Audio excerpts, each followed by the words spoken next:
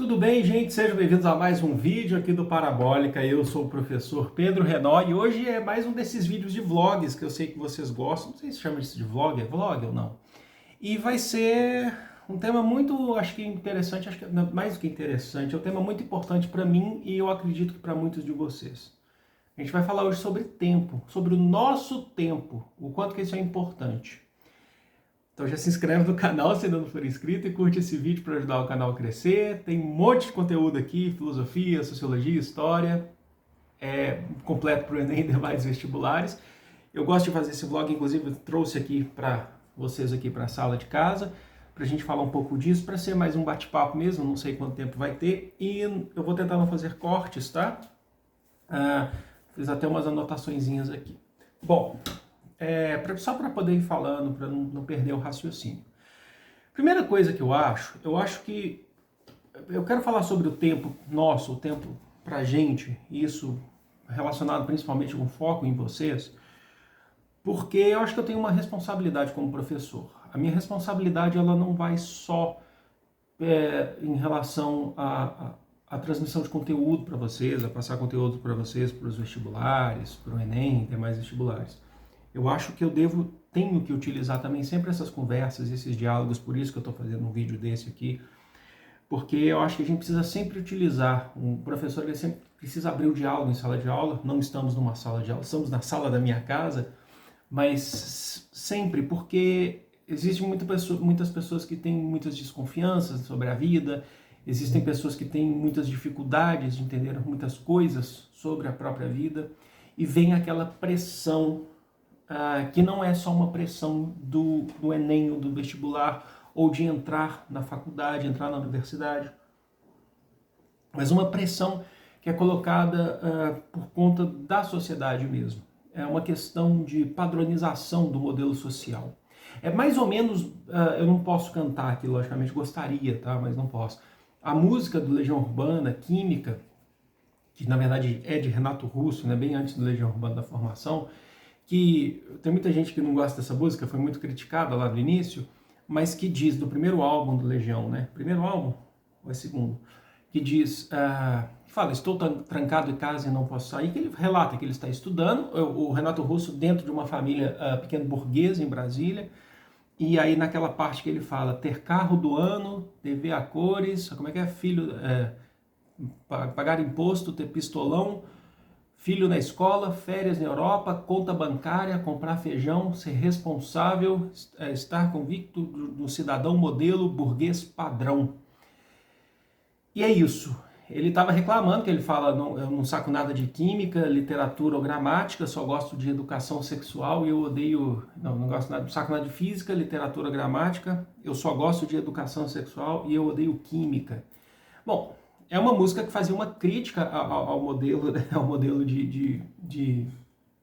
esse modelo burguês de vestibulares, e antigamente era muito mais pesado ainda para entrar numa universidade federal, ele escreve essa letra em pleno regime militar, inclusive, com a defesa da meritocracia, todo o regime militar. Mas eu acho que eu tenho essa responsabilidade para falar para vocês que em relação ao tempo, a gente tem que lutar contra essa padronização do tempo. Não basta só a gente entender que é tudo padronizado, porque eu sei que existe todo um mecanismo da sociedade que coloca isso, e muitas das nossas conquistas dependem muito dessa sociedade, desse todo da sociedade. Eu conheço pessoas que logo muito cedo são precoces em relação à sua independência, em relação a entrar na universidade, fazer o curso que quer, e pessoas que demoraram mais, e outras pessoas que não chegaram a esse ponto, mas a palavra de ressignificar ou construir uma nova vida, existe isso também. Um pouquinho da minha história para vocês.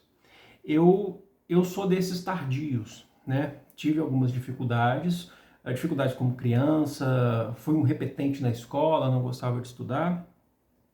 E meus amigos dos tempos da adolescência foram entrando nos seus cursos, nas graduações.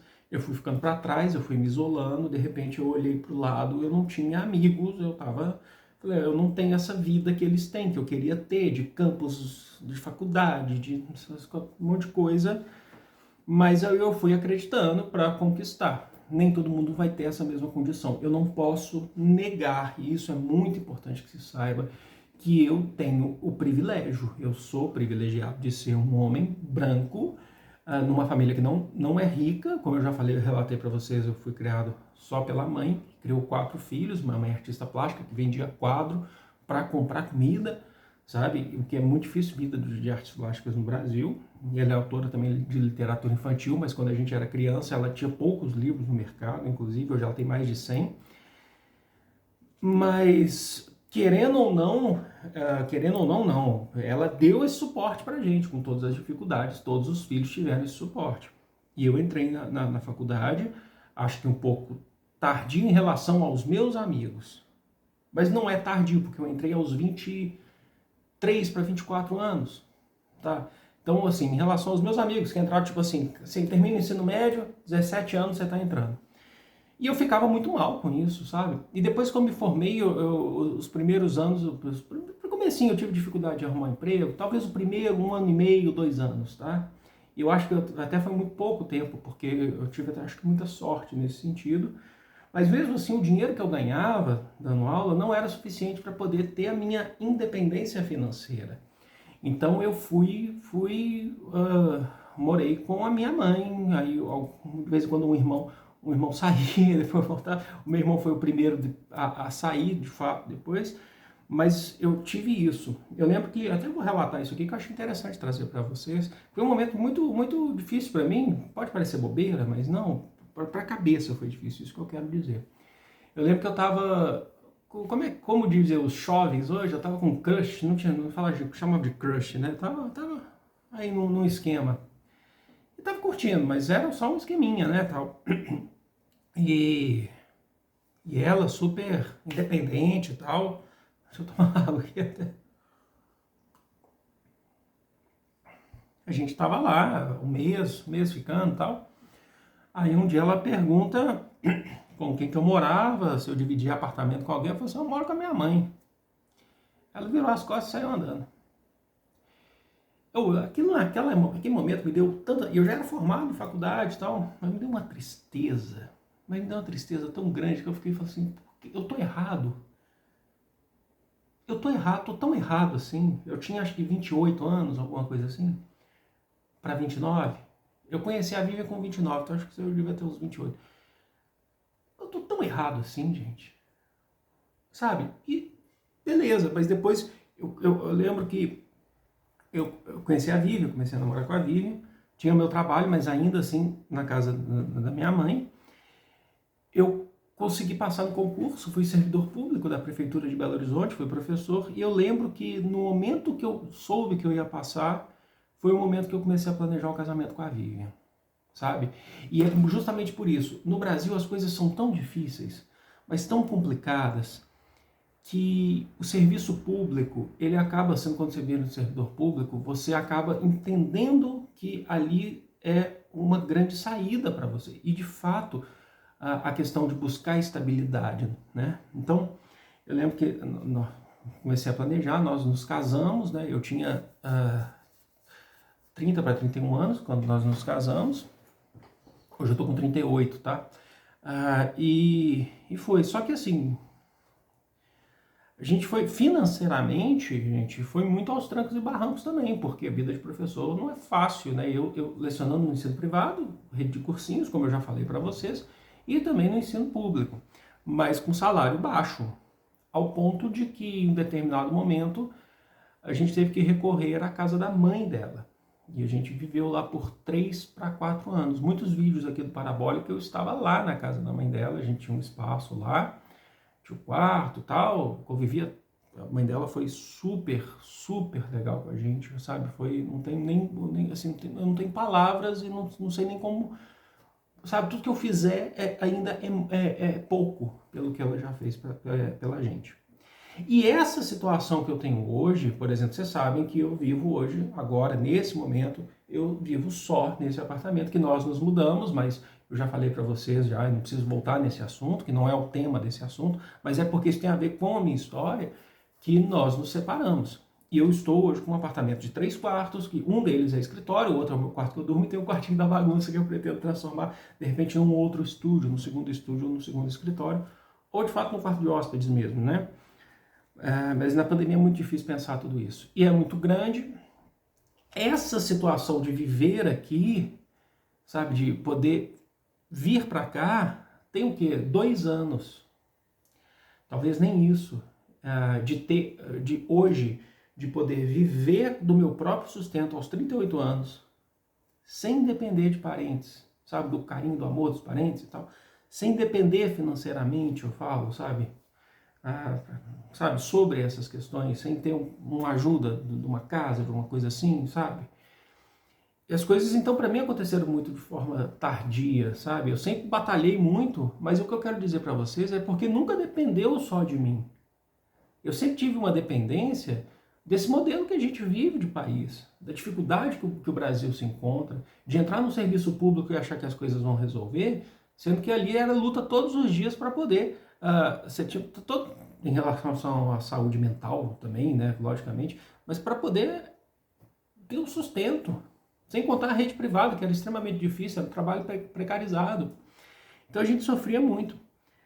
E tudo aconteceu muito tardiamente, sabe? Nesse caso para mim e nesse caso para a Vivian também. O que eu estou querendo dizer com isso? Deixa eu ver aqui meu ponto aqui. O que eu estou querendo dizer com isso é que a gente às vezes... Desculpe, saiu uma voz, quase um Darth Vader aqui. Às vezes a gente coloca uma pressão gigantesca, sabe? E essa pressão atrapalha. Mas, ao mesmo tempo, eu não posso ser o cara que vai chegar aqui para vocês e falar assim, esquece o que a sociedade está impondo, ou ela está colocando enquanto padrão, e vai viver a sua vida. Porque muitas vezes depende da sociedade para você viver. Depende muito de quebrar esses padrões da sociedade, sabe? Então eu não posso chegar para você e esquece. Eu tenho que chegar para vocês e falar para vocês que existe, para a gente se conscientizar, para nós nos conscientizarmos, de que existe um padrão social que impõe que você tem que ter essa vida de um pequeno burguês, de que você tem que entrar cedo, terminar o colégio, entrar cedo na faculdade, logo arrumar um emprego, casar, ter filhos e viver uma vida feliz, um burguês padrão, uma vida dos sonhos, porque não existe regra, gente, não existe uma regra. A gente tem que colocar na cabeça que não existe uma regra que fala que tem que ser assim, que você tem que ter filho, que você precisa fazer isso, que você tem que entrar na universidade aos 18 anos. Eu tive exemplos enquanto professor de cursinho, tá? Eu tive exemplos, modelos, pessoas que eu já conheci, que fizeram cursinho uma vez, aí no ano seguinte eu via de novo, no ano seguinte eu via de novo, no ano seguinte eu via de novo. Pessoas que chegavam extremamente desanimadas por conta disso. E vi pessoas também que chegavam, pessoas que desistiam, não entravam, desistiam, e vi pessoas também que chegavam e falavam, vou encarar. Não chegava feliz, tá? Não queria estar ali, mas eu vou encarar. Aí o que eu tenho que falar para vocês? Seja uma pessoa X ou seja a pessoa Y, não é isso. Eu acho que isso depende muito de cada pessoa, de como que a gente consegue encarar. Mas o que eu tenho que falar para vocês é, a gente precisa mudar esse conceito, essa padronização que a sociedade nos coloca. Sabe? E como é que a gente faz isso, Pedro? Então, porque não basta só eu achar entender que é um processo padronizado. Eu acho que a gente tem a responsabilidade de sempre dialogar sobre isso, de sempre debater sobre isso, de disputar espaços para debater sobre isso, que é muito importante. Aqueles que entram na universidade, aqueles que conseguem entrar, seja de forma precoce, seja de forma tardia. Quando eu falo precoce, é em relação usando o meu próprio exemplo, tá? De que eu entrei aos 23 para 24 anos e na época eu achava que era tardio e não era. Mas quem entra, por exemplo, não é só quem entra, quem está fora também, precisa dialogar lá dentro. Precisa lutar por um ensino público amplo para todo mundo, por um ensino para todo mundo, desde o ensino básico até o ensino superior. Sabe? A gente não pode virar a cara para isso e aceitar, como diz o Bertolt Brecht, no dramaturgo alemão Bertolt Brecht, eu estou poético hoje, né? Bertolt Brecht que diz, não aceitei como hábito natural, aí fala, pois em tempo de desordem sangrenta, ele fala, nada deve parecer natural, nada deve parecer impossível de mudar. Ele diz, desconfiai do mais trivial, né, da aparência singelo, e examinai sobre tudo que parece habitual. Suplicamos expressamente, não aceiteis como hábito qualquer coisa. Eu tenho que lembrar. Procure, se vocês procurarem Nada é Impossível de Mudar, de Bertolt Brecht. Eu falei sobre esse poema recentemente no meu stories no Instagram. Então não é um processo assim, agora a gente mudou, mas a gente precisa entender, ter essa consciência, sabe, de que é um processo que nós devemos construir na transformação, sabe, é um processo que depende muito da gente, de transformar essa sociedade que está em constante transformação, como eu sempre ensino para vocês na história, e essa transformação depende da gente, até mesmo esses processos, esses padrões dependem muito da gente. Então, acalma teu coração, estudante, aquieta teu coração. Nós estamos juntos. Eu sei que é muito difícil falar eu aqui, nessa sala, distante de você aqui em Belo Horizonte, você em outra região, qualquer outra região do Brasil, ou do mundo, quem sabe. Mas acalma teu coração. Estamos todos juntos, sabe? E a gente, se tem uma coisa que a gente tem que lutar, é contra essa meritocracia, contra essa padronização. Tá bom?